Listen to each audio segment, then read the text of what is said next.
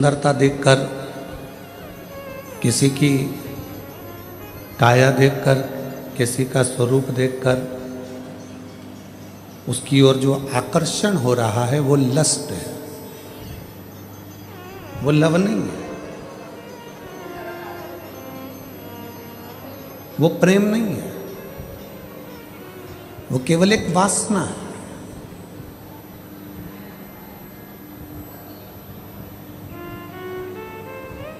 प्रेम में ना वासना होती है, प्रेम में ना लोभ होता है, प्रेम में ना आसक्ति होती है। प्रेम केवल समर्पण की भावना को रखता है।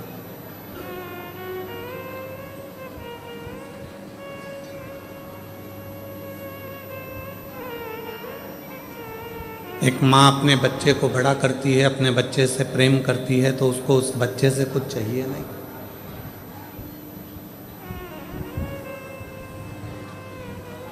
माँ ये नहीं चाहती कि मेरा बच्चा मुझे कुछ देगा जिसको मैंने बड़ा किया।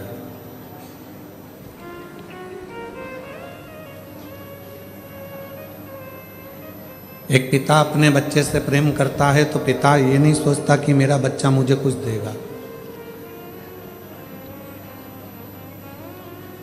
और जितनी मेरी जीजियाँ बैठी हैं, जितने मेरे जीजा बैठे हैं, जितनी मेरी माताएं बैठी हैं, जितने मेरे बुजुर्ग माँ बाप बैठे हैं, आप सबसे निवेदन है अपने बच्चों को बड़ा करना, पर उससे आस मत करना।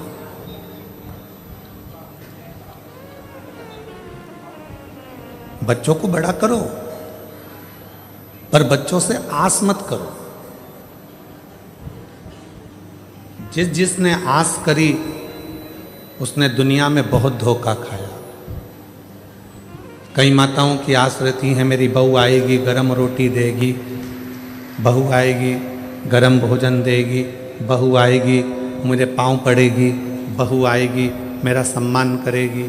और मालूम पड़े चंद्र घंटा आ गई तो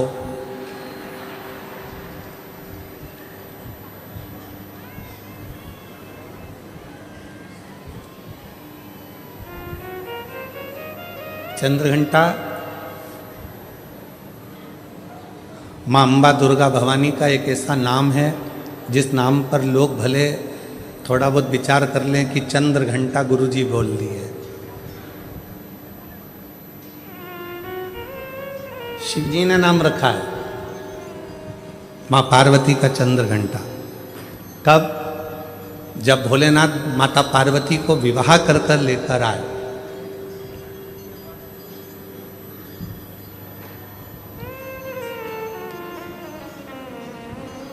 चारों तरफ तारकासुर के आतंक फैला हुआ था। आप लोग तो गुजरात के रहने वाले हो, तो माता रानी के नामों का व्याख्यान तो आप जितना अच्छा कर सकते हो हम तो बहुत कम कर पाएंगे, क्योंकि गुजरात तो पूरा माँ जगत जननी जगदम्बा अम्बा भवानी का एक आनंदमय स्थल है गुजरात। तो आप लोगों को तो ज़्यादा मालूम होगा कि माँ चंद्र घंटा का नाम चंद्र घंटा कैसे पड़ा। चारों तरफ तारकासुर के असुरों का आतंक फैला और शिवजी पार्वती जी के साथ विवाह कर लिए। और विवाह कर कर बाबा भोलेनाथ पार्वती जी को लेकर जब कैलाश पर पहुँचे,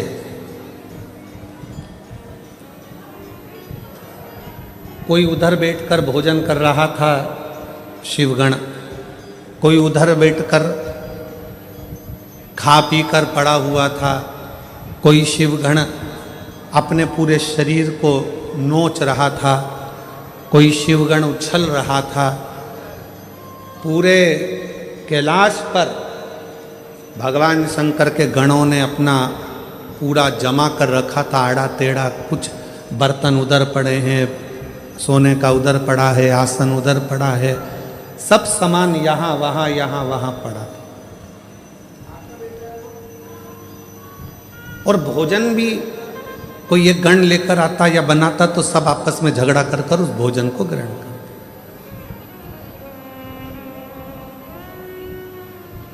जैसे ही पार्वती जी कैलाश पर पहुंची और पार्वती जी ने देखा कि सारा अस्त व्यस्त कैलाश है, कोई सामान इधर पड़ा है, कोई सामान उधर पड़ा है, कोई सामान उधर पड़ा है। तो पार्वती जी ने शिव जी से कहा, लक्ष्मी जी को कह दिया, सुन लक्ष्मी, आज मैं तुझे एक बात कह कर जा रही हूं, अगर तूने उस नियम का पालन कर लिया, तेरे पति तुझे ढूंढते हुए आएंगे, स्वयं शंकर जी उसको भेजेंगे। कौन सा नियम? माता पार्वती जी ने लक्ष्मी को बता दिया। पार्वती जी ने लक्ष्मी जी से कहा, सुन लक्ष्मी, एक नियम तो अपनी जिंदगी में धारण कर ले, दुख कैसा भी हो, कष्ट कैसा भी हो। बेटियां कहती हैं हमारा पति अच्छा नहीं है, हम तलाक लेंगे। लड़का कहता है मेरी पत्नी अच्छी नहीं, मैं तलाक लूंगा। वो कहती है मेरी सास बुरी, मैं तलाक लूंगी, मुझे इस घर में नहीं रहना। सब कुछ देखकर, भालकर, समझकर शादी करी जाती है, संबंध जोड़ा जाता है। और उसमें भी अगर बेटा बेटी सही से नहीं रहते, परिवार में क्लेश होता है, या हमारे जीवन में धन की कमी या दुख या परेशानी या रोग या तकलीफें कितनी भी हो, जो पार्वती जी ने लक्ष्मी जी को जो उपाय बताया दुख मिटाने का, वो महालक्ष्मी शिव महापुराण की कथा जो यहाँ चल रही है धूले में, महाराष्ट्र में, उस उपाय को आप भी अपनी जिंदगी में धारण करो। पार्वती जी ने कहा, सुनो लक्ष्मी, तुम भूल जाओ कि तुम्हें तुम्हारे पति ने श्राप दिया। किसी ने ठोकर मारी, आप उसे भूल जाओ कि किसी ने ठोकर मारी। किसी ने गाली दे दी, आप उसे भूल जाओ कि किसी ने आपको गाली दी। कथा में पहले कहा था आपको, रेस में दौड़ने वाले घोड़े को यह नहीं मालूम रहता कि मैं कंपटीशन में खड़ा हूं, मैं रेस में खड़ा हूं, ये घोड़े को नहीं मालूम। घोड़े का मालिक घोड़े को खूब मारता है, पिन चुभोता है, घोड़े को दर्द होता है, कष्ट होता है, तो घोड़ा दौड़ता है, दौड़ता। कोई तुमको दुख दे, कोई तुमको गाली दे, कोई तुमको अपशब्द बोले, कोई तुमको तकलीफ दे, तुम्हें उसे भूल जाना, तुम तो दौड़ो। घोड़े का मालिक घोड़े को कष्ट देता है तो घोड़ा दौड़ता है और पहले नंबर पर रेस में जीत जाता है। परमात्मा अगर तुम्हें दुख देता है तो परमात्मा तुम्हें जीतने के लिए दुख प्रदान करता है कि तुम जीतोगे, तुम आगे बढ़ोगे, निश्चित है तुम अपने लक्ष्य तक पहुंचोगे, निश्चित।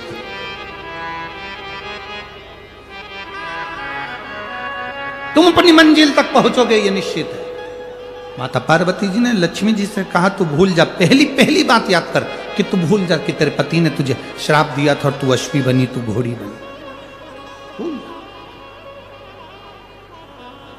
इस बात को तुम भूल जाओ कि कोई तुम्हें कष्ट दे रहा, कोई तुम्हें दुख दे रहा।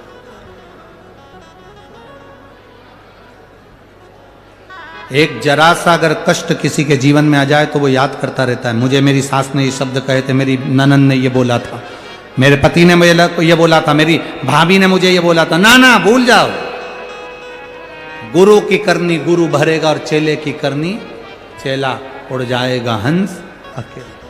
पहला पार्वती जी भगमाता लक्ष्मी जी से कह रही हैं, कुछ बातें उसको अपनी जिंदगी में उतार कर रखना कि दर्द, दुख, तकलीफ, कष्ट कितना भी हो वो मिटेगा। वो उपाय माता पार्वती जी ने लक्ष्मी जी को बताया। पहला उपाय, भूल जाओ कि किसी ने तुम्हें दर्द दिया, किसी ने तुम्हें कष्ट दिया, तुम्हें दुख दिया। कथा कितने दिन की है धूलिया की? आज कौन सा दिन हो गया? कल कौन सा दिन है? चौथा। 5 दिन की कथा में कल चौथा दिन हो जाएगा। परसों सुबह 5वें दिन की कथा 8 बजे से 11 बजे तक हो जाएगी। सब अपने अपने घर की ओर चले जाएंगे। जो भगोने जैसा मुंह लेके बैठे थे गुस्सा होके, वो अपने घर भी जाएंगे। जो प्रसन्नता में बैठे थे वो भी अपने घर जाएंगे। पर शिव महापुराण की कथा जिसने अपनी आनंदता से, अलमस्तता से, प्रसन्नता से धारण करी है, उतारी है अपनी जिंदगी में, वो खाली नहीं जाएगा। जब जाएगा, गणेश जी को जल में विसर्जन किया तो आपके मन में एक प्रश्न तो खड़ा होगा, आया तो होगा कि गणेश जी के 10 दिन तक बिठाओ, नित्य पूजन करो, ने पाठ करो, ने अर्चना करो, ने 10वें दिन इनके विसर्जन कर दो, और वो भी पानी में कर दो। पानी में विसर्जन करो। तो ये कहां लिखा कि जल में विसर्जन करो? श्रीमद् भागवत पुराण की रचना जब वेद व्यास जी महाराज करने के लिए बैठे, वेद व्यास जी ने सुखदेव जी से कहा कि मैं मंत्र बोलूंगा, मैं श्लोक बोलूंगा, इसको लिखेगा कौन? तो सुखदेव जी ने बोला गणेश जी से विनती करो। गणेश जी से कहा कि आप लिखोगे? गणेश जी बोले मैं लिखने को तैयार हूं, पर बोलते बोलते तुम रुक गए तो मैंने भी लिखना छोड़ दूंगा, उसके बाद मैं भागवत को विराम दे दूंगा, मैं आगे नहीं लिखूंगा। अब वेद व्यास जी बड़े चक्कर में पड़ गए, क्या करें? तो गणेश जी से कहा मेरे श्लोकों में कुछ गड़बड़ी हो सकती है, उसमें से गलती को छांटना पड़ेगा, फिर लिखना पड़ेगा। कितना सुंदर संबोधन श्री वेद व्यास जी ने कहा कि मैं जो श्लोक बोलूंगा आपको लिखने के लिए है, उसमें मैं कुछ गलती करूंगा, उस गलती को छांटना है, तब श्लोक लिखना है। क्यों कहा वेद व्यास जी ने ये बात? गणेश जी भगवान है, वेद व्यास जी कहते हैं मैं तो संसारिक मनुष्य हूं ना, गलती तो कर सकता हूं। गलती कौन करता है? जम के बोलो भगवान गलती करता है क्या? नहीं, गलती कौन करेगा? मनुष्य। गलती मानव करेगा, गलती मनुष्य करेगा। और गलती करने के बाद अगर हमसे अपनी जिंदगी में कोई गलती हो जाती है तो एक बार क्षमा मांगने में कुछ जाता है क्या? प्रणाम करने में कुछ जाता है क्या? निवेदन करने में कुछ जाता है क्या? नहीं। गलती हो गई मुझसे, तो गणेश जी आप गलती को छांटना, लिखना। गणेश जी महाराज लिखने बैठ गए। लिखते लिखते लिखते लिखते 10 दिन हो गए गणेश जी महाराज को। शरीर में ताप पड़ने लगा गणेश जी महाराज के। वेद व्यास जी ने गणेश जी के हाथ का स्पर्श करा तो शरीर तो तप रहा था। वेद व्यास जी ने वहीं पर श्रीमद् भागवत के श्लोकों को विराम दे दिया। अब नहीं बोले। गणेश जी लिखते लिखते लिखते लिखते लिखते लिखते थक गए, ताप पड़ गया, शरीर गर्म हो गया। वेद व्यास जी ने कब करूं क्या? 10 दिन से लिख रहे हैं और शरीर पर ताप पड़ रहा है, करा क्या जाए? उन्होंने गणेश जी का हाथ पकड़ा, उठाया और कहा चलो प्रभु हमारे साथ में। वेद व्यास जी गणेश जी को ले गए और ले जाकर शीतल जल में श्री गणेश जी महाराज को बिठा दिया। गणेश जी को पानी के अंदर उनको विराजमान कर दिया कि अब आप ताप को थोड़ा ठंडा कर लीजिए। शीतल जल में बिठाया। उस दिन से नियम हो गया कि 10 दिन गणेश जी बैठते हैं और फिर उनका विसर्जन होता है पानी के अंदर, जल के अंदर। शरीर का ताप मिट जाए। तो गणेश जी ने वचन दिया है वेद व्यास जी महाराज को, आपने मेरे ताप को मिटाने के लिए मुझे जल में बिठाया है। जो मुझे जल में विसर्जन करेगा मेरा ताप तो मिटेगा ही, साथ में जो मुझे जल में विसर्जन करेगा उसके जीवन के भी ताप को मैं मिटा दूंगा, उसके जीवन के ताप को। जैसे एक संतान हो जाती है, मान लो एक बच्चा हो गया, एक संतान हो गई, और एक संतान होने के बाद में दूसरी संतान हो ही नहीं रही। किसी को 10 साल हो गए, किसी को 8 साल हो गए, किसी को 5 साल हो गए, किसी को 6 साल हो गए, किसी को 9 साल हो गए, किसी को 12 साल हो गए, दूसरी संतान हो ही नहीं रही। आपने डॉक्टरों को भी दिखाया, इलाज भी करवाया, फिर भी संतान का सुख नहीं है। तो शिव महापुराण में बेलपत्र के वृक्ष का बड़ा सुंदर भाव कहा। जिसको संतान का सुख नहीं है उसको सफेद आंकड़े की जड़ का प्रयोग करना चाहिए। और जिसके घर में एक संतान हो चुकी है और दूसरी संतान नहीं हो रही है, 8 साल 10 साल 15 साल 20 साल 22 साल हो गए और दूसरी संतान का अगर सुख नहीं है, तो उसके लिए बेलपत्री के वृक्ष के नीचे का एक भाव बड़ा सुंदर कहा गया। किसी भी सोमवार से आप ये प्रयोग करना प्रारंभ कर सकते। 11 रुद्र होते हैं, 11 रुद्र होते हैं। एक सोमवार को बेलपत्री के वृक्ष के नीचे जाइए और बेलपत्र के वृक्ष के नीचे जाकर एक एक रुद्र का स्मरण करें। करना क्या है, बेलपत्री के वृक्ष के नीचे जब आप जाएं तो बेलपत्र के वृक्ष के नीचे की ही मिट्टी का एक कुंड, आप लोग क्या कह सकते हैं यहाँ पर, हम क्या बोले उसको, जैसे मिट्टी का एक कटोरी बनाते हैं ना, क्या बोलते हैं उसको, कुंडी बना देते हैं मिट्टी की। बेलपत्री के वृक्ष के नीचे की ही मिट्टी, उसी मिट्टी का एक छोटा सा एक कुंडा बना लो उसको मिट्टी का। जितने लोग आस्था चैनल पर सुन रहे हैं, जितने लोग फेसबुक यूट्यूब पर श्रवण कर रहे हैं, बड़े ध्यान से सुनिएगा, सावधान। मिट्टी की कुंडी बनाई, उस कुंडी में जल समर्पित कर दिया और जल चढ़ाने के बाद में एक घी का दिया लगाकर वहीं पर थोड़ा सा मीठा, कुछ भी जो आपके पास में हो, घर में जो भी उस समय पर आपके साथ में हो, या तो दूध घर का मीठा हो, जैसे मावे का, खोए का हो या खीर हो, तो वहीं पर एक कटोरी में थोड़ा सा रख दीजिए और उस कुंडी में जो जल चढ़ाया गया है वहां पर उस बेलपत्री के वृक्ष के नीचे भगवान शंकर के 11 जो रुद्र हैं उसमें से एक एक रुद्र का आपको स्मरण करना है। 11 रुद्र का नाम क्या है, तो पहले नंबर पर आता है कपाली, दूसरे नंबर पर आता है पिंडर, तीसरे नंबर पर आता है भीम, चौथे नंबर पर आता है विरूपाक्ष, पांचवें नंबर पर आता है बिलोहित, छठे नंबर पर आता है शास्त्र, सातवें नंबर पर आता है अजपात, आठवें नंबर पर आता है अहिष्णु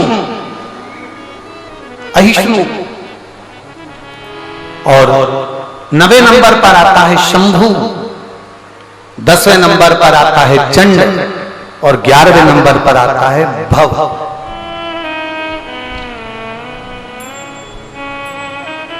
अगर अभी आप लोग नहीं लिख पाए हैं तो बाद में मोबाइल पर से कथा को पीछे खींचना, फिर उसमें से धीरे धीरे इसको लिखना। एक रुद्र के नाम से एक कुंड का निर्माण करा, पूजन करी, घी का दिया लगाया, वहां जो मीठा रखा है उसको लिया, कुंड में से थोड़ा सा जल लिया, बेलपत्री के पेड़ के नीचे आचमन किया, जो मीठा रखा है वो ले जाकर रात्रि के समय पर सोने से पहले पति पत्नी उसको पाएं और साथ रहे। एक सोमवार को ये प्रयोग करना है, फिर दूसरे सोमवार को दूसरे जो एकादश जो 11 रुद्रों का जो वर्णन किया गया है, एक एक रुद्र का नाम लेकर एक बार कुंड का निर्माण करना है।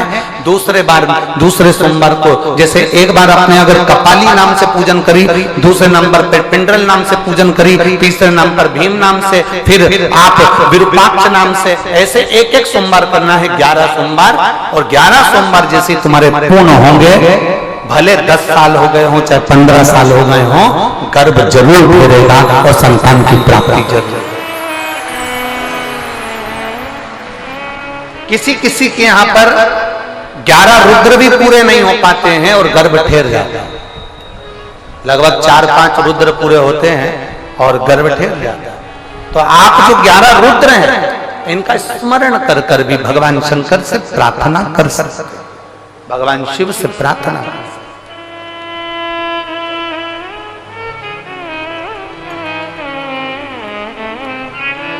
और शंभु शरणे पड़ी मांगू घड़ी रे घड़ी, दुख काटो दया करी दर्शन आपो।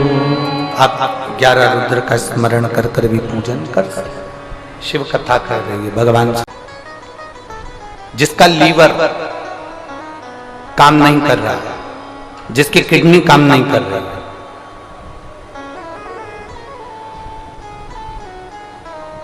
और डॉक्टर ने कह दिया कि इसका डायलिसिस चालू हो गया है या इसका डायलिसिस चल रहा है,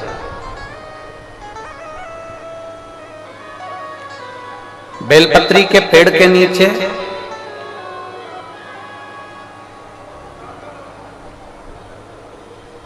एक पात्र में गंगा जल रख लीजिए।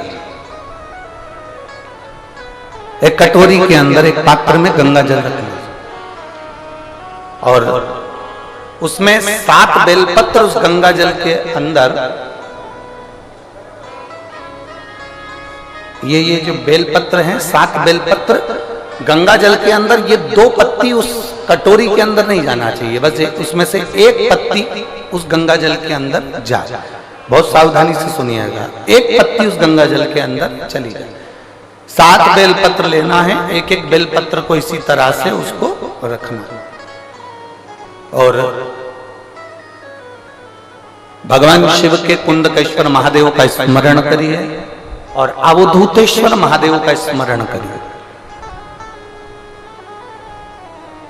घी का एक दीप लगा लीजिए और देवादिदेव महादेव से पंचाक्षर मंत्र हो तो नमः शिवाय, षडाक्षर मंत्र याद हो तो ओम नमः शिवाय या श्री शिवाय नमस्तुभ्यम का जाप कर कर उस जल को लेकर आ जाइए। बेलपत्री को उठाकर शंकर जी के मंदिर में चढ़ा दीजिए और वो जल लेकर आने के बाद जिसका लीवर या किडनी या डायलिसिस चल रहा है उसको थोड़ी थोड़ी मात्रा में वो जल दिन भर में कम से कम 5-6 बार में वो पानी पूरा खत्म कर दीजिए जो जल आप लेकर। धीरे धीरे डायलिसिस अगर हफ्ते में 2 बार हो रहा है तो हफ्ते में 1 बार होगा, फिर महीने में 1 बार होगा, फिर धीरे धीरे किडनी लीवर काम करना प्रारंभ कर देगा और डायलिसिस आपका बंद हो जाएगा। एक पत्र है, अब तेरी बात, एक बार बोल।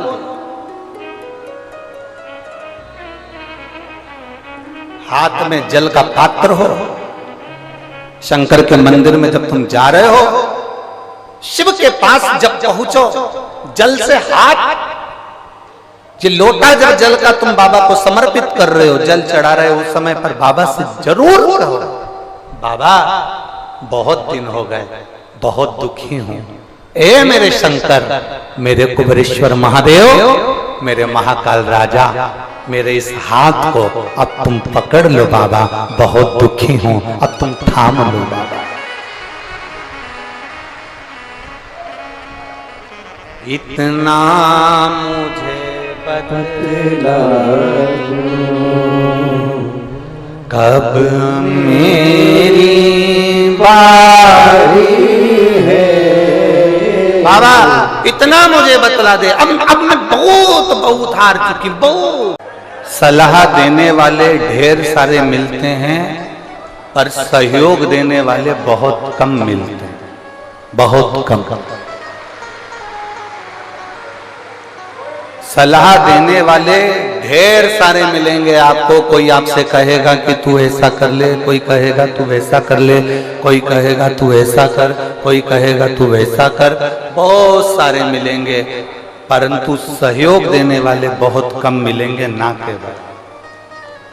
और शिव महापुराण की कथा बहुत सुंदर बात कहती है कि देवादिदेव महादेव सलाह कम देते हैं, देवादिदेव महादेव सहयोग ज्यादा देते हैं तुम्हारे दुख की घड़ी में और तुम्हारी सुख की घड़ी।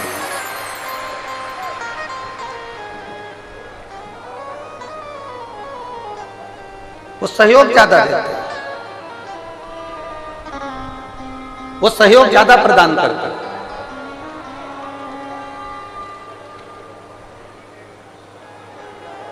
बहुत मिलेंगे संसार में आपको सलाह देने वाले, बहुत। कोई आपसे कहेगा कि ऐसा कर लीजिए, कोई आपसे कहेगा वैसा कर लीजिए। पर शिव महापुराण की कथा कहती है कि अगर कोई जीवन में आपको सहयोग प्रदान करेगा, संसार का कोई मनुष्य भी यदि आपको सहयोग दे रहा है तो ये समझ लेना कि वो शंकर का एक रूप है, वो शिव का एक स्वरूप। अगर कोई आपको सहयोग दे रहा है तो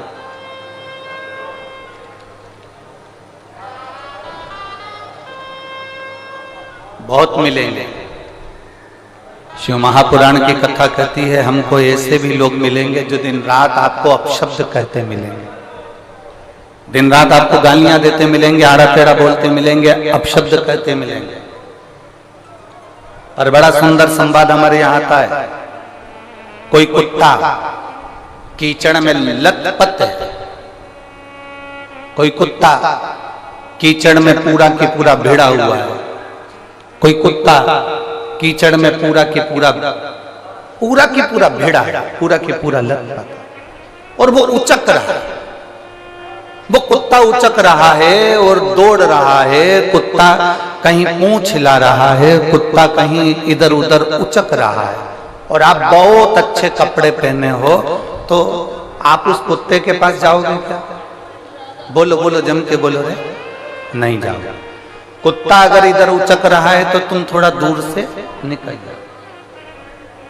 आप में से कोई ऐसा नहीं होगा कि उस कुत्ते के पास जाएगा, क्योंकि कुत्ता कीचड़ में लथपथ है, कुत्ता कीचड़ में पूरा समाया हुआ है, कुत्ते के शरीर पर कीचड़ लग रहा है, कुत्ता कीचड़ को लगाकर उचक रहा है। कोई उस कुत्ते के पास नहीं जाता, उस कुत्ते से लोग दूरी बनाकर चलते हैं।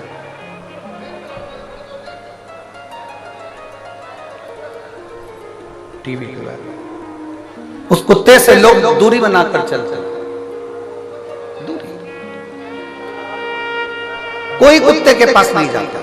और समझदारी इसी को कहते हैं कि अगर कुत्ता कीचड़ में भिड़ा हुआ है, कुत्ता कीचड़ में भिड़ने के बाद उचक रहा है, बहुत यहां वहां घूम रहा है, तो निवेदन है उस कुत्ते के करीब में मत जाना, कुत्ते से दूरी बनाकर रखना। उसी तरह संसार में ऐसे ऐसे लोग भी हैं जो दिन रात गंदे व्यसन में डूबे हुए हैं, मदिरापान में, मांसाहार में, वेश्यावृत्ति में, जुए में, और ना जाने कितने कितने गंदे काम में डूबे हुए हैं, ना जाने कितना कितना निंदा करते हैं, ना जाने कितना कितना अपशब्द कहते हैं, ना जाने कितना कितना आड़ा टेढ़ा बोलते हैं।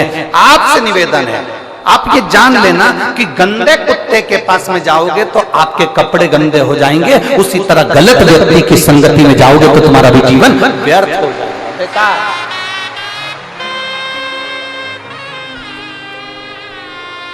प्रदोष की पूजन का विधान किसने बनाया? ये प्रदोष की पूजन का नियम किसने बनाया? ये प्रदोष की संध्या काल का, प्रदोष के समय का पूजन का विधान कौन बनाया? ये प्रदोष के समय पर एक बेलपत्र चढ़ाने का विधान किसने बनाया? प्रदोष के समय पर एक समीपत्र चढ़ने का विधान किसने बनाया? प्रदोष के समय पर अगर मान लो कोई भिखारी से भिखारी व्यक्ति भी है जो ठेला चला रहा है, उसके पास में खाने के लिए कुछ नहीं है, फटे कपड़े पहन रहा है, उसकी जिंदगी में कुछ भी नहीं बचा और कर्जे में लदालूम हो गया, एक चावल का दाना अगर वो प्रदोष के दिन, प्रदोष काल में शाम के समय पर शंकर के शिवलिंग पर चढ़ा देता है तो 3 या 4 प्रदोष में उसका कर्जा चूकना प्रारंभ हो जाता है। प्रदोष का विधान।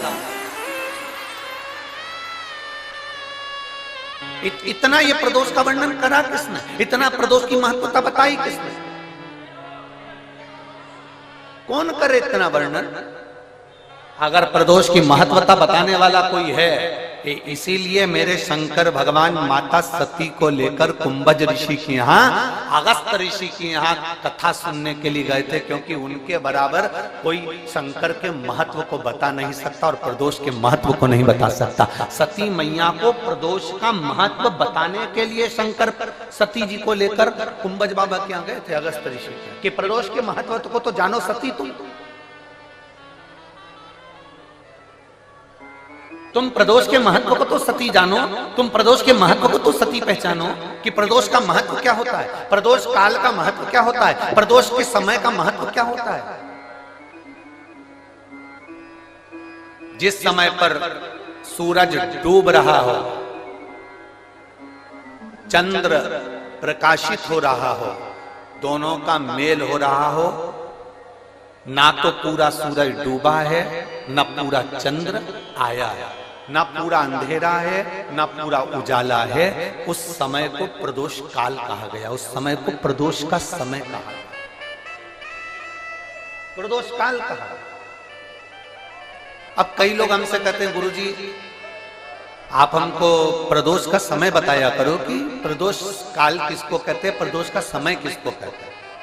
अब एक बात हम आप सबसे कहना चाहते हैं, जितने लोग आस्था चैनल पर सुन रहे हैं, जितने फेसबुक यूट्यूब पर सुन रहे हैं और जितने रेवाड़ी किस पवित्र धरा पर कथा को सुन रहे हैं, आप सबसे एक बात कहना चाहेंगे, अगर हम समय देखकर बताएं आपको कि शाम को 6 बजे, 6:30 बजे, 6:30 पे लेकर 7:30 के बीच में ये समय है, या 5:30 से लेकर 6:30 तक का ये समय है, या हम तुमको बोल दें कि इतनी बजे ये समय प्रदोष काल का रहेगा या इतनी बजे ये समय रहेगा, तो देखिए कभी कभी ठंड का समय आता है तो दिन जल्दी ढल जाता है, कभी कभी गर्मी का समय रहता है तो दिन बहुत लेट ढलता है। इसलिए समय की गणना से मत चलो, आप तो ये अंदाजा लगाकर रखो कि दिन ढल रहा हो, अंधेरा होना शुरू हो रहा हो, सूरज डूब रहा हो, चंद्र प्रकाशित हो रहा हो, अंधेरा अपना काम कर रहा है, सूरज ढलता जा रहा है, दिन कम होते चले जा रहा है और अंधेरा थोड़ा बढ़ते चले जा रहा है। इन दोनों का जो मिलन का समय हो, अब वो कितनी भी बजे, आप तो बस उसके मिलन का समय निकाल लो, वही समय प्रदोष काल कहलाता है, वही समय प्रदोष काल।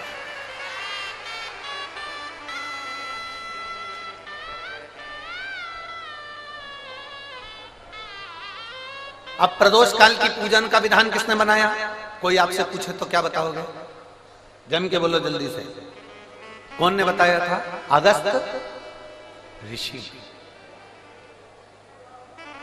सबसे पहले प्रदोष की पूजन कौन ने करी थी? अब कोई आपसे पूछे तो आपको उत्तर देना है। 12 ज्योतिर्लिंग में से एक ज्योतिर्लिंग है ओमकारेश्वर।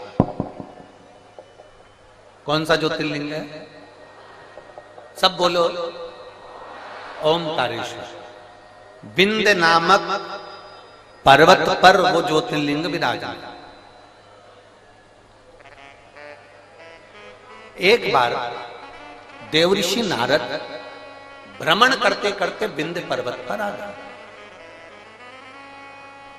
अब नारद जी का तो काम तुमको सबको मालूम ही है ना। नारद जी का काम तो मालूम है ना सबको, क्या काम है उनका? दुनिया के लोग कहते हैं नारद जी का काम है चुगली करने का, पर शिव महापुराण की कथा कहती है नारद जी का काम चुगली करने का नहीं है। नारद जी का काम किसी व्यक्ति को अग्नि प्रज्वलित कर कर, किसी व्यक्ति में आग प्रज्वलित कर कर, किसी व्यक्ति के हृदय को जलाकर भगवान की भक्ति को प्रकट करने की सामर्थ्यता देवऋषि नारद। लोग कहते हैं नारद जी का काम चुगली करने का है, लोग कहते हैं नारद जी का काम निंदा करने का है। निंदा करने का नहीं, निंदा के माध्यम से भगवान की भक्ति प्रकट करना, किसी के अंदर इतनी जलन उत्पन्न कर देना कि वो तप करने बैठ जाए, किसी की इतनी बड़ाई कर देना कि वो भगवान की भक्ति से जुड़ जाए। ये देवऋषि नारद का काम। दुनिया के लोग, दुनिया के कथाकार कहते हैं कि देवऋषि नारद निंदक है, देवऋषि नारद चुगलखोर है, देवऋषि नारद निंदा करते हैं। ये दुनिया के लोगों ने एक पक्ष देखा, अगर दूसरा पक्ष देखते तो मालूम पड़ता कि देवऋषि नारद निंदक नहीं है। देवऋषि नारद जो देवऋषि नारद हैं वो चुगलखोर नहीं है। देवऋषि नारद अपनी वाणी से किसी के अंदर अग्नि उत्पन्न कर कर उसको इतना अंदर से जला देते हैं कि वो भगवान को प्राप्त करने के लिए फिर कुछ ना कुछ प्रयास कर ही लेता है। जब जब देवऋषि नारद ने निंदा करी, जब जब देवऋषि नारद ने चुगली करी, तब तक देवता को प्रकट होना पड़ा।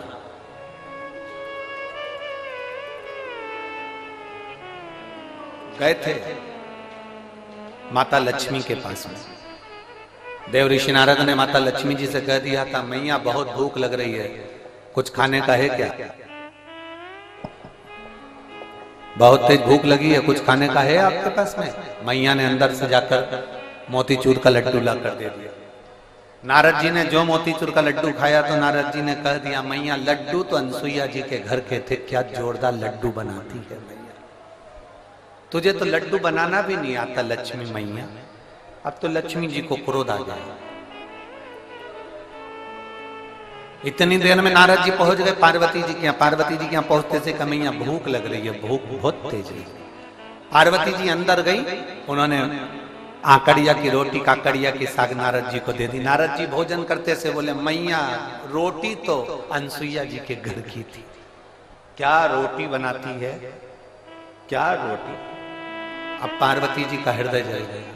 थोड़ी देर बाद नारद जी ब्रह्मा जी के यहाँ पहुंच गए। ब्रह्माणी बैठी थी, ब्रह्माणी से कहा मैया बहुत तेज भूख लग रही है। ब्रह्माणी अंदर गई, खीर बनाकर ला कर दे दी। नारद जी बोले मैया खीर तो अनसुईया जी के घर की थी, क्या जोरदार खीर थी।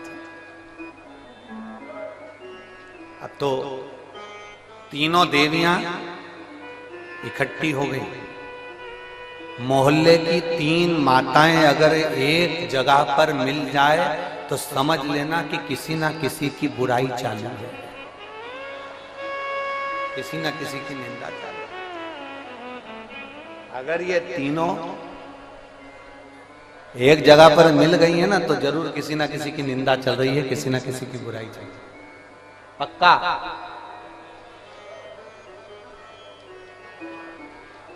इकट्ठी हो गई। तीनों देवियों ने आपस में विचार करा कि अपन तो परेशान हो गए नारद जी के कारण। अनसुईया अनसुईया अनसुईया अनसुईया, ऐसा क्या अनसुईया में? अपने अपने पतियों को परीक्षा लेने भेज दो। ब्रह्मा विष्णु महेश तीनों परीक्षा लेने के लिए चले। और जैसे ही ब्रह्मा विष्णु महेश परीक्षा लेने के लिए चले, परीक्षा लेने के लिए जैसे ही चल दिए, इतने में तीनों दरवाजे पर पहुंचकर भिक्षा मांग रहे हैं। माता भिक्षाम दे, माता भिक्षाम दे, माता भिक्षाम दे। अनसुईया जी बाहर निकल कर आई। और माता अनसुईया जब बाहर निकल कर आई और माता अनसुईया जी ने जो दर्शन किया, दर्शन करते से ही माता अनसुईया जी ने पूछा देवताओं आपको क्या चाहिए? तो कि भिक्षा चाहिए। अनसुईया जी अंदर गई, पात्र में थोड़ी सी भिक्षा लेकर आई, अन्न का दान देने लगी। इतने देर में जब अन्न का दान देने लगी तब उसी समय पर अनसुईया जी जब अन्न का दान दे रही थी तब तीनों देवताओं ने खड़े होकर कह दिया हमको भिक्षा ऐसे नहीं चाहिए।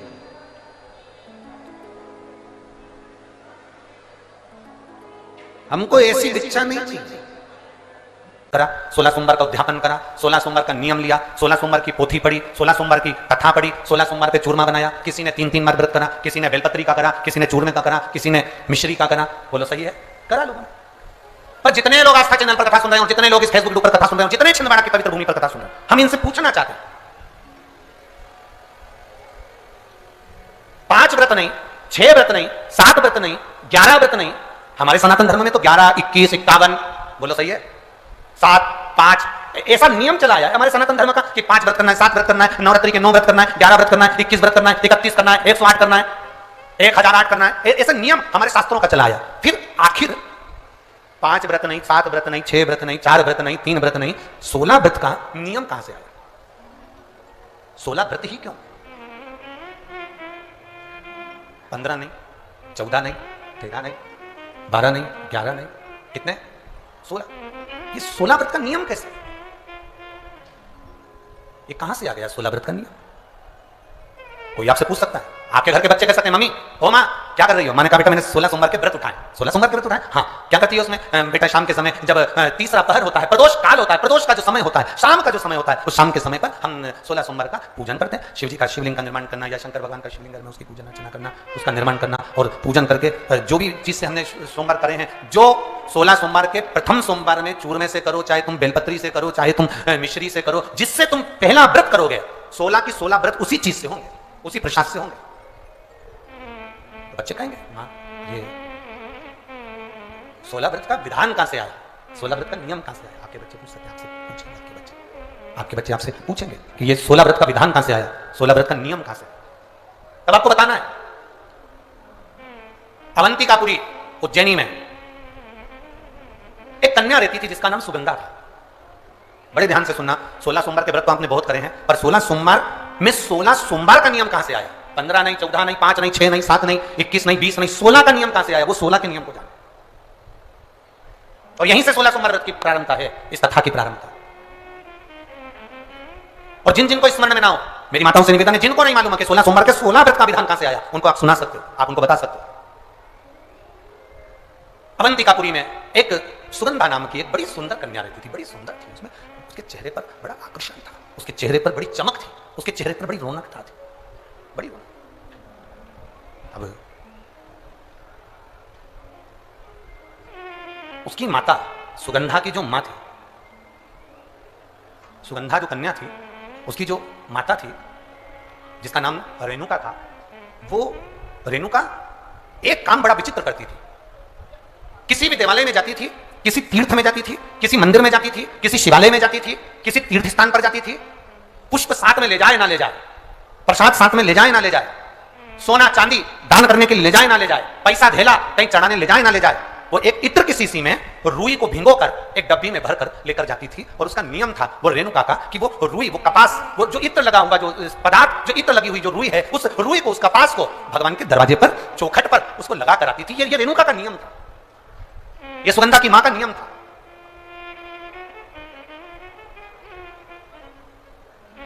एक नियम हमारी जिंदगी में हम जो लेते हैं, वो नियम हमारे लिए सिद्धता देता है।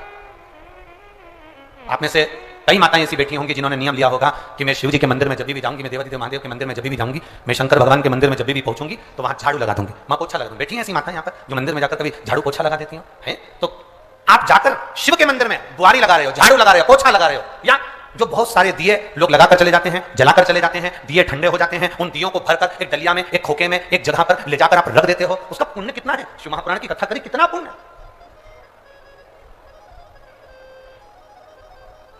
गुरु नानक देव जी ने तो अपने शिष्य वाले से कहा था, गुरु नानक देव जी अपने शिष्य से कहते हैं, संत शिरोमणि में भी शिरोमणि परम पूज्य गुरु नानक देव जी अपने शिष्य वाले से कहते हैं, वाले सुन, भंडारा करने वाला भंडारा करे, लंगर करने वाला लंगर करे, चखने वाला चखे, करने वाला करे। अगर भूलवश भी बाले, अगर कोई भूलवश भी उस लंगर के स्थान पर से मात्र एक गीला कपड़ा कर कर, एक पोछा कर कर, एक बुआरी सवार नहीं कर कर अगर निकल भी जाता है तो वो अपनी जिंदगी के कई दुखों को समाप्त कर जाता है। गुरु नानक देव जी कह रहे हैं बाले से। अब शिरोमणि संतों में शिरोमणि गुरु नानक देव जी कहते हैं कि कोई लंगर करे, कोई लंगर चखे, मतलब कोई भंडारा करे और कोई भंडारा खाए, कोई लंगर करे, कोई लंगर चखे।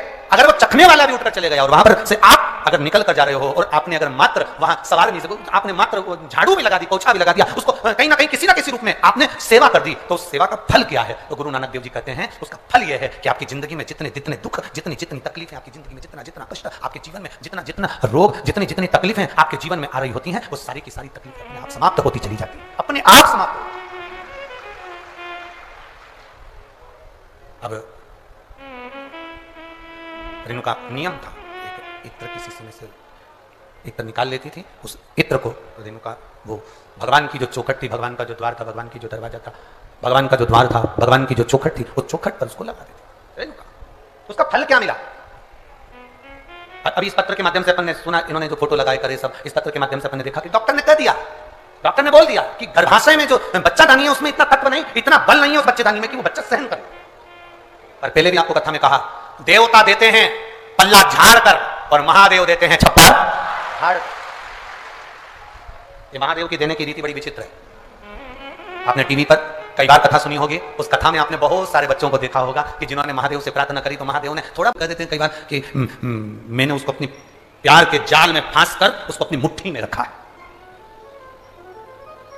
मैं जैसा कहूंगा वो वैसा करेगी क्योंकि मैंने उसको अपनी मुट्ठी में रखा है, वो मुझसे इतना प्यार करती है, वो मुझसे इतना प्रेम करती है। अब ईमानदारी से बोलो, वो प्यार किस काम का, वो प्रेम किस काम का कि आपको मुट्ठी में रखा जाए? प्रेम करने वालों को तो दिल में रखा जाता है, मुट्ठी में नहीं रखा जाता। तो मुट्ठी में नहीं रखा। उसको कोई ने कह दिया वो मेरे को इतना चाहता है, मैं जैसा कहूंगी वैसा करेगा, मेरा पति मुझे चाहता है, मैंने उसको मुट्ठी में कर रखा है। पति पत्नी से कह, मैंने अपनी पत्नी को मुट्ठी में कर रखा है, वो मुझे इतना प्यार करती, इतना चाहते। परेशान नहीं आ रहा है तुम्हारे साउंड का? इसको कह नहीं सकते। जो मुट्ठी में रखा जाए वो ना तो प्रेम है ना प्यार है, वो तो केवल एक खिलवाड़ है कि मुझे इसको नचाना है, इसको नचाना है। स्नेह। शिव कथा कर सुगंधा ने अपने शरीर के बल पर लोगों को अपनी मुट्ठी में कर लिया, अपने कब्जे में कर लिया। एक नारी, एक स्त्री, एक पुरुष, उसको बल, स्त्री को सुंदरता, एक नारी को, एक पुरुष को एक बल, एक सुंदरता परमात्मा देता क्यों है? कभी आप लोगों ने अंदाजा लगाया? कभी किसी शास्त्र पुराण में, किसी वेद में, कभी शास्त्रों में अध्ययन किया कि किसी पुरुष को भगवान सुंदरता दिया, बल दिया, किसी नारी को भगवान ने सुंदरता दी, चतुरता दी, सुंदरता दी? क्यों दी? उसका कारण क्या है? इसलिए क्यों प्राप्त हुई, किस लिए प्राप्त हुई? शिव महापुराण की कथा में मां पार्वती जी जब उमा बनकर जन्मी थी, माता पार्वती का ये पार्वती अवतार तो 52 नंबर का है। 51 जन्म माता पार्वती के पहले हो चुके हैं, 51 जन्म। उसमें से जो उमा जन्म माता पार्वती का है, जब माता उमा बनी शंकर भगवान महेश बने थे, इसलिए उनको उमा महेश कहा गया। तो उमा माता ने भगवान शिव जी से पूछा था, भोलेनाथ जी एक बात बताइए, हम आपसे पूछना चाहते हैं, हमें केवल इतना बता दीजिए कि नारी की सुंदरता नारी को क्यों प्राप्त होती, किस लिए प्राप्त होती? तो देवादिदेव महादेव ने कहा था, सुनो पार्वती, ये नारी की जो सुंदरता है ये किसी पर पुरुष को रिझाने के लिए नहीं है, ये नारी की सुंदरता उसके हृदय के भाव को जनमानस तक पहुंचाने के लिए है कि मैं अपने हृदय से भी सुंदर भाव जनमानस को दे सकूं। एक शिक्षिका, आज शिक्षक दिवस है तो मैं कहूंगा, एक शिक्षिका, एक शिक्षक जब पढ़ाने के लिए स्कूल में जाता है, एक शिक्षक, एक टीचर, एक गुरु जब विद्या अध्ययन कराने के लिए जब पहुंचता है, विद्या अध्ययन कराने के लिए जब वो अपनी कक्ष में, अपनी क्लास में पहुंचता है, उस समय पर एक बात स्मरण में रखना, एक शिक्षिका अपने घर में अपने बच्चों को छोड़कर आती है, एक शिक्षक अपनी अभिमतता को अपने घर पर छोड़कर आता है, अपने बच्चों को जिनको वो पढ़ा रहा है, ये अंदाजा लगाकर बैठता है कि जिनको मैं ज्ञान दे रहा हूं उसमें से एक बच्चा कभी कलेक्टर बनेगा, तो कभी एसपी बनेगा, तो कभी एसडीएम बनेगा, तो कभी मिनिस्टर बनेगा, तो कभी मंत्री बनेगा। वो अंदर से अंदाजा लगा, अपने भीतर से अंदाजा लगा रहा होता है, अपने अंदर से अंदाजा लगा रहा होता है।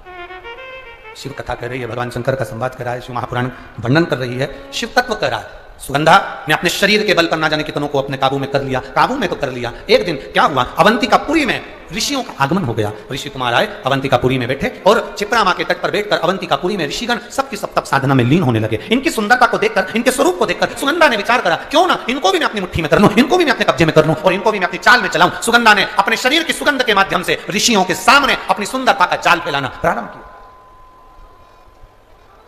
जब अपनी सुंदरता का जाल सुगंधा ने फैलाना प्रारंभ किया, ऋषियों को अपना बनाने के लिए जब जाल फेंका, अपनी सुंदरता का, अपनी सुगंध का जब जाल फैलाया, तो सुगंधा ने, ऋषि कुमार ने, एक ऋषि कुमार ने अपने ऋषियों से कहा कि ये कन्या जो सामने नजर आ रही है, ये कन्या श्रेष्ठ नहीं है, ये अपने काबू में ना जानो कितनों को कर चुकी है, तो ये अपने को भी कब्जे में करना चाहती है, ये अपने को कब्जे में लेना चाहती है, क्या करा जाए? ऋषियों ने कहा, कोई बात नहीं, इसके माता पिता के कोई पूर्व के पुण्य होंगे जिसके कारण ये कन्या के शरीर में सुगंध आई है और इसका अवंतिकापुरी में जन्म हुआ है, ये पूर्व के कर्म होंगे।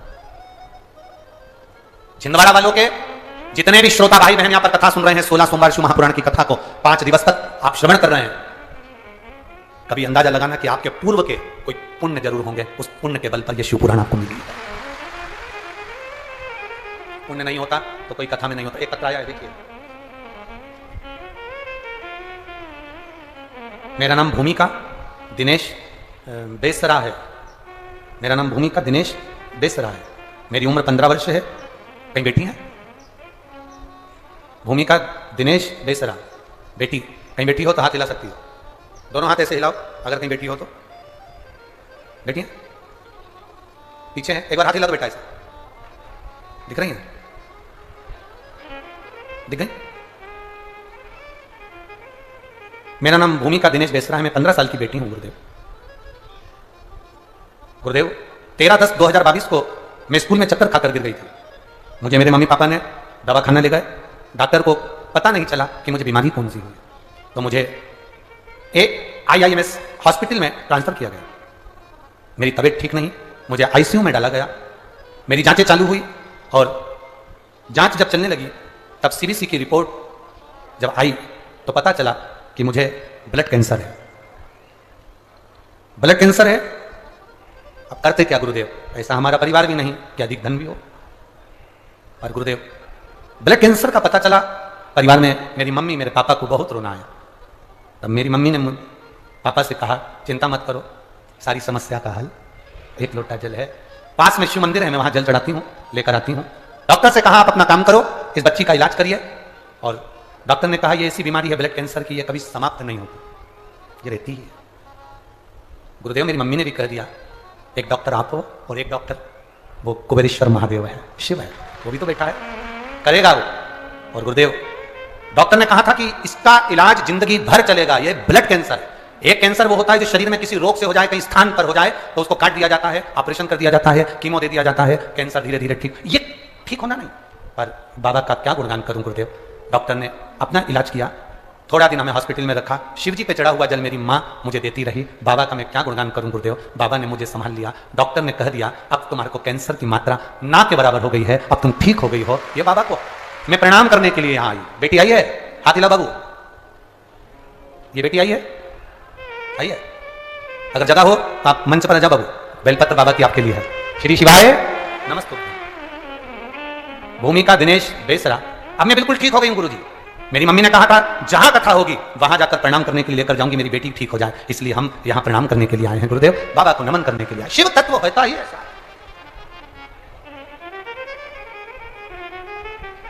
दुनिया के लोग दुनिया के भरोसे रहते हों, पर शिव के भक्त शिव के भरोसे रहते हैं। वो केवल एक ओघड़दानी के भरोसे शिव के।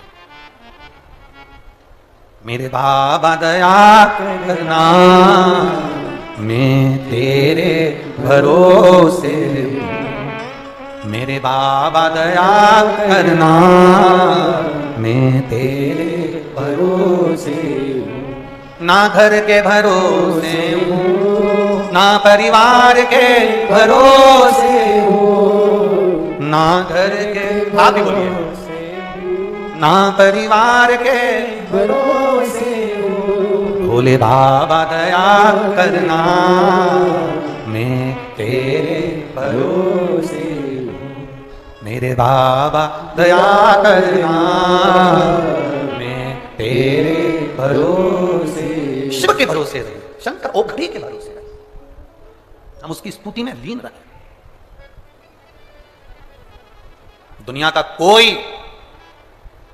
कोई बाबा, जोगी, सन्यासी, तपस्वी, कोई कथाकार हो, कोई महात्मा हो, दुनिया का कोई तुम्हारे दुख को नहीं मिटा सकता। दुख को तुम्हारी भक्ति, तुम्हारा भजन और तुम्हारा भगवान के प्रति विश्वास मिटा सकता, वो मिटा सकता। बोल बम का नारा है, तुम्हारे दुख को, तुम्हारा विश्वास, तुम्हारी भक्ति, तुम्हारा बल, भीतर की जो श्रद्धा है, तुम्हारा भगवान के प्रति जो विश्वास है, वो मिटा सकता। कोई कह दे तुमसे कि हम तुम्हारा दुख मिटा देंगे, समझ लेना पक्का झूठेला है, पक्का झूठेला। कोई तुमसे कह दे मैं तुम्हारा दुख मिटा दूंगा, फालतू की नोटंकी है। ना सियोर वाला महाराज किसी का दुख मिटा सकता है, ना दुनिया का कोई महाराज दुख मिटाएगा तो तुम जिस भगवान पर जल चढ़ा रहे हो, जिसका तुम नाम ले रहे हो, जिसको तुम पुकार रहे हो, वो दुख मिटाएगा।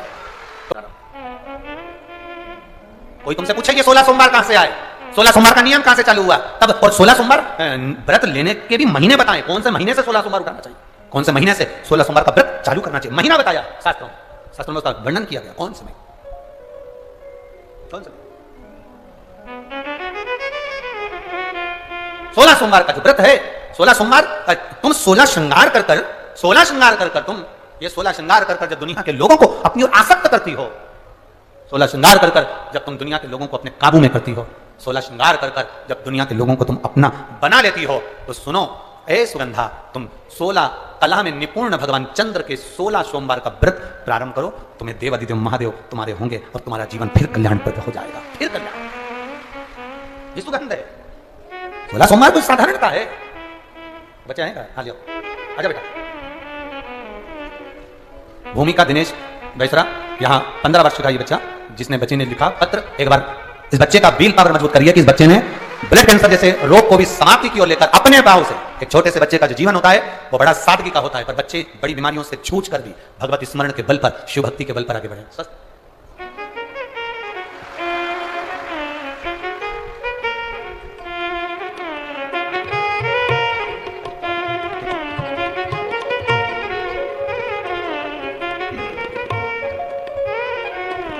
अरे लुटा दिया भंडार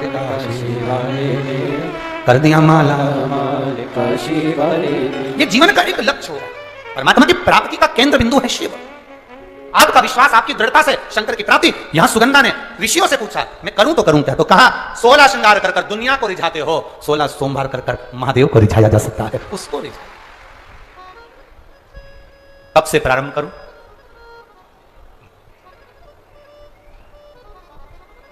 वो कौन सा महीना होता है? 3 महीने अलग अलग बताएं, जिन 3 महीनों से 16 सोमवार के व्रत उठाए जाते हैं। किस चीज के लिए उठा रहे हो? संतान के लिए, रोग मुक्ति के लिए, आप किसी कार्य की सफलता के लिए, व्यापार के लिए, उन्नति के लिए 3 महीने दिए। कौन से महीने में 16 सोमवार उठाओगे तो उससे यह फल मिल जाएगा, इस महीने में उठाओगे तो उससे यह फल प्राप्त हो। कल की कथा में अपन उसको श्रवण करेंगे।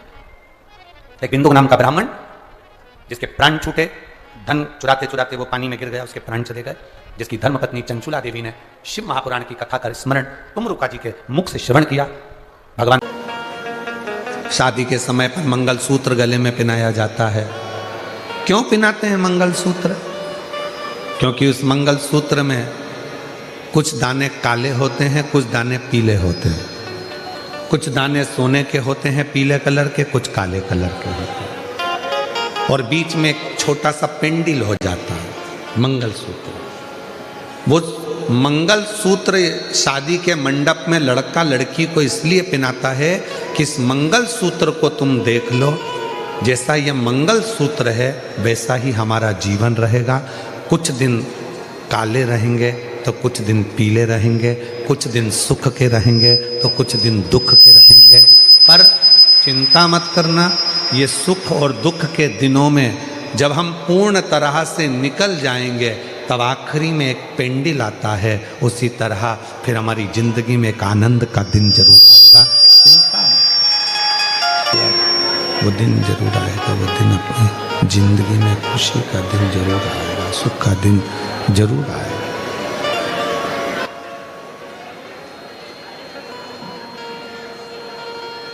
मंगलसूत्र हमें प्रेरणा दे रहा है, सुख और दुख आएंगे। जिंदगी है, कभी भी याद रखना, कोई महाराज तुमको मिल जाए और कह दे कि मैं तुम्हारी जिंदगी में दुख नहीं आने दूंगा, समझ लेना पक्का बेवकूफ बना रहा। तुमसे पैसे कमाना होंगे इसलिए वो कह रहा है कि तुम्हारी जिंदगी में दुख नहीं आने दो। भगवान राम जी की जिंदगी में दुख आया, इतने बड़े बड़े गुरु जी उनके थे। भगवान कृष्ण की जिंदगी में दुख आया, इतने बड़े बड़े गुरु जी उनकी जिंदगी में थे। माँ जानकी के पिताजी के यहाँ इतने बड़े बड़े गुरु जी थे, तो भी माँ जानकी की जिंदगी में दुख आया। तो कोई तुमसे कह दे कि मैं तुम्हारे जीवन में कभी तुम्हें दुख नहीं आने दूंगा, मैं तुम्हें ऐसी विद्या बता दूंगा कि तुम्हें तकलीफ नहीं आएगी, या मैं तुम्हारे को कहीं से गड़ा हुआ धन निकाल कर दे दूंगा, या मैं तुम्हारे लिए कोई ऐसा जादू फादू कर दूंगा, कहने में मत आना। आजकल बेवकूफ़ बनाने वाले बहुत घूम रहे हैं, इनके कहने में मत। अपना दुख अपने को काटना। अपने को छींक आई है, छींक आई तो पड़ोसी छींकेगा क्या? जम के बोलो, बच्चे छींकेंगे क्या? अपनी छींक अपन को छींकना।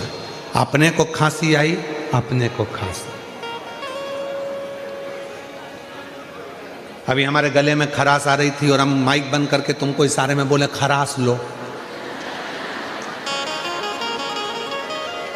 तो तुम्हारे खराशने से हमारा खराश बंद हो जाएगा क्या? अरे बोल, अगर किसी लड़का लड़की का शादी होने के बाद अगर तलाक हो रहा है,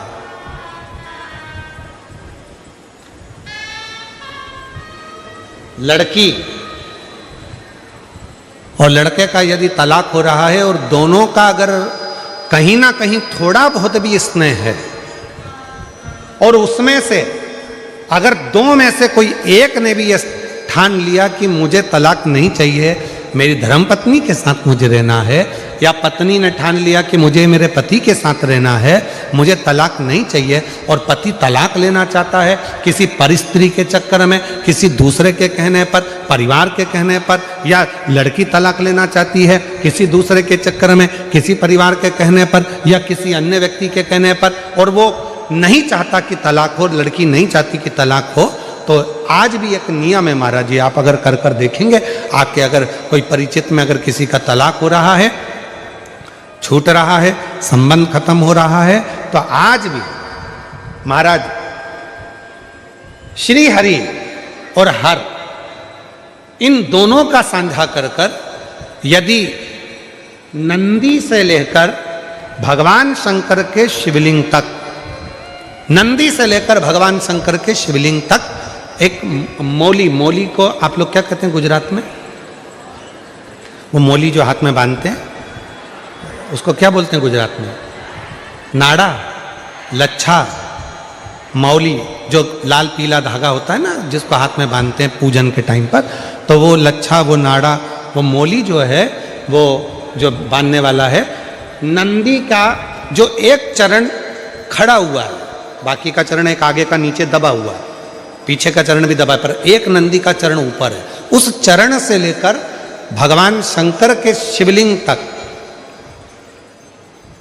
एक सूत्र को बांधा जाए और उस सूत्र को 7 जगह पर बेलपत्र रखकर उठा लिया जाए और उठाने के बाद में किसी भी बेलपत्र के वृक्ष के नीचे वो 7 बेलपत्र समर्पित कर वो धागा लेकर 7 परिक्रमा अगर बेलपत्र की करी जाए और जिससे संबंध टूट रहा है उसी से वापिस प्रेम बढ़ाया जाए, तो वो स्मरण कर अगर 7 परिक्रमा उस धागे के साथ में कर हाथ में अगर बांधा जाए तो कितना भी दम लगा ले कोई व्यक्ति तलाक हो ही नहीं सकता। स्नेह बढ़ेगा ही,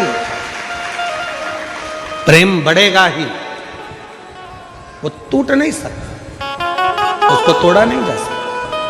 पर उसमें एक काम आपका भी चाहिए, आपकी वात्सल्यता, आपका प्रेम, आपकी करुणा और आपकी अच्छी सोच, अच्छे विचार, ये सब तो होगा, पर साथ में अच्छे विचार होंगे, अच्छी सोच होगी, अच्छी करुणा होगी, अच्छी वात्सल्यता होगी, अच्छा स्नेह होगा,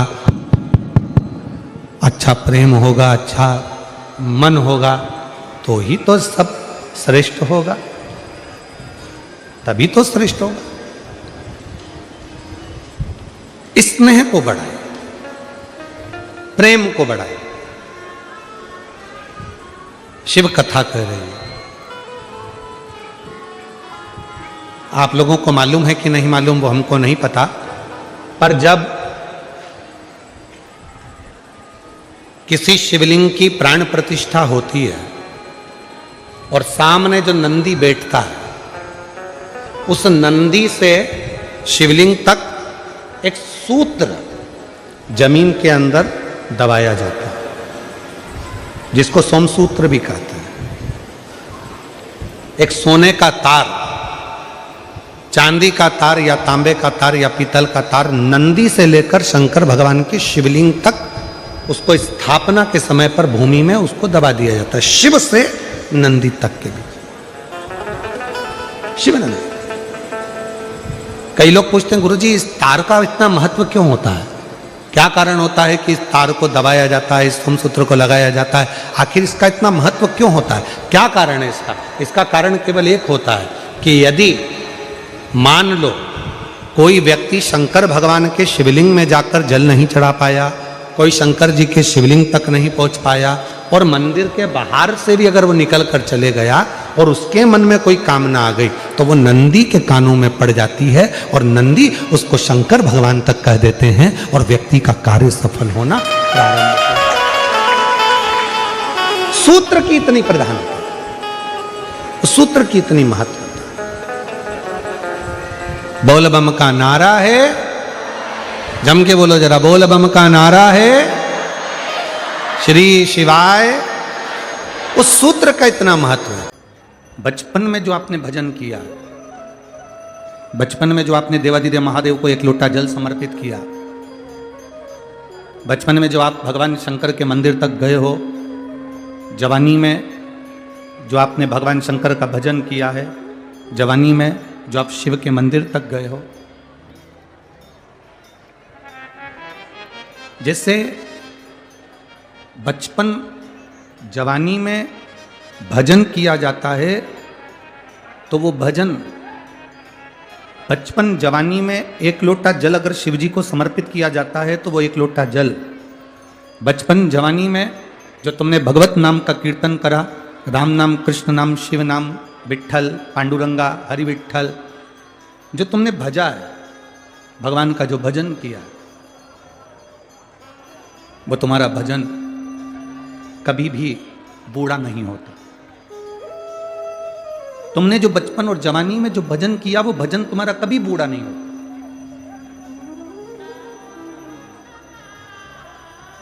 30 वर्ष की अवस्था में, 35 वर्ष की अवस्था में, 40 वर्ष की अवस्था में, 45 वर्ष की अवस्था में जो तुमने कमाया है, जो तुमने मेहनत करी है, 30, 35, 40 वर्ष की अवस्था में जो तुमने कमाया, जो तुमने मेहनत करी, तुम्हारी मेहनत का जो धन होगा, तुम्हारी मेहनत की जो प्रॉपर्टी होगी, तुम्हारी मेहनत का जो प्लाट होगा, तुम्हारी मेहनत की जो जमीन होगी, वो जमीन, वो धन, वो संपदा, वो प्रॉपर्टी, तुम बूढ़े भी हो जाओगे ना, तो जब तुमने 30 वर्ष की अवस्था से लेकर 45 वर्ष की अवस्था में, 50 वर्ष की अवस्था में जो तुमने कमाया है, ये प्रॉपर्टी, ये धन तुम्हारा बुढ़ापे तक तुम्हारा साथ देता है। जो तुमने 30 वर्ष की अवस्था में, जो तुमने 30 वर्ष की अवस्था में, 35 वर्ष की अवस्था में, 40 वर्ष की अवस्था में जो तुमने कमाया, वो तुम्हारा बुढ़ापे तक, आखिरी की श्वास तक तुम्हारा साथ देता है, आखिरी श्वास तक। अब जैसे 30 वर्ष की अवस्था में, 35 वर्ष की अवस्था में, 40 वर्ष की अवस्था में, 45 वर्ष की अवस्था में जो तुमने कमाया, वो तुम्हारे अंतिम श्वास तक तुम्हारा साथ देता है। उसी तरह जो तुमने 15 वर्ष की अवस्था में, 7 वर्ष की अवस्था में, 9 वर्ष की अवस्था में, 8 वर्ष की अवस्था में, 6 वर्ष की अवस्था में, 5 वर्ष की अवस्था में, 40 वर्ष की अवस्था में, 30 वर्ष की अवस्था में, 25 वर्ष की अवस्था में जो तुमने अपने बाल्य अवस्था से लेकर जवानी की अवस्था तक जो तुमने भगवान का भजन किया, जो तुमने स्मरण किया, जो तुमने दान किया, जो तुमने राम नाम, कृष्ण नाम का जाप किया, जो तुमने एक लोटा जल देवाधिदेव महादेव को समर्पित किया, जैसे जवानी में कमाया गया धन बुढ़ापे तक काम देता है, जवानी में खरीदी गई प्रॉपर्टी